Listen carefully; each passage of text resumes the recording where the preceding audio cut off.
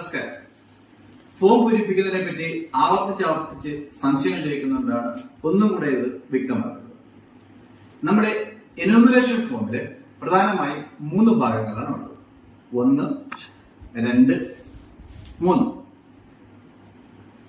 ഇതിൽ 2002 SIR ലിസ്റ്റിൽ ഉൾപ്പെട്ട ഒരാളാണെങ്കിൽ നമ്മൾ ഫോം ഫില്ല് ചെയ്യുന്നത് ഈ 1ാമത്തെ ഭാഗവും 2ാമത്തെ ഭാഗവുമാണ്.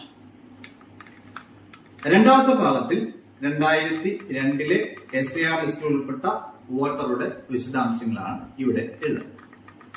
ഇനി നമ്മൾ 2002 വോട്ടർ പട്ടികയിൽ കേരളത്തിലെ ഒരു മണ്ഡലത്തിലും നമ്മൾ ഇല്ല എങ്കിൽ അങ്ങനെയുള്ളവരാണ് ഈ രീതിയിൽ പൂരിപ്പിക്കേണ്ടത്. അതായത് നമ്മുടെ 1ാമത്തെ ഭാഗവും വലതുവശത്തെ ഈ 2ാമത്തെ ഭാഗവും.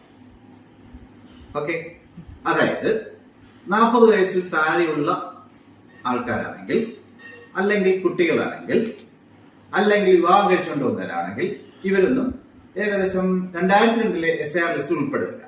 അവരുടെ വിശദാംശങ്ങളാണ് നമുക്ക് ഈ രീതിയിൽ എഴുതുന്നത്. അപ്പോൾ 1ാമത്തെ ഭാഗവും ഇവിടുത്തെ 2ാമത്തെ ഭാഗവുമാണ് അവർ പൂരിപ്പിക്കേണ്ടത്. ഈ രീതിയിൽ 1ാമത്തെ ഭാഗവും വലതുവശത്തെ 2ാമത്തെ ഭാഗവും പൂരിപ്പിക്കുന്നവർ പ്രധാനമായും മാതാവിന്റെയോ പിതാവിന്റെയോ അപ്പൂപ്പന്റെയോ അമ്മൂമ്മയുടെയോ ബന്ധുവിന്റെയോ ഭർത്താവിന്റെയോ ഭാര്യയുടെയോ ഡീറ്റെയിൽസ് ആയിരിക്കും ഇവിടെ എഴുതേണ്ടത്. ഓക്കെ.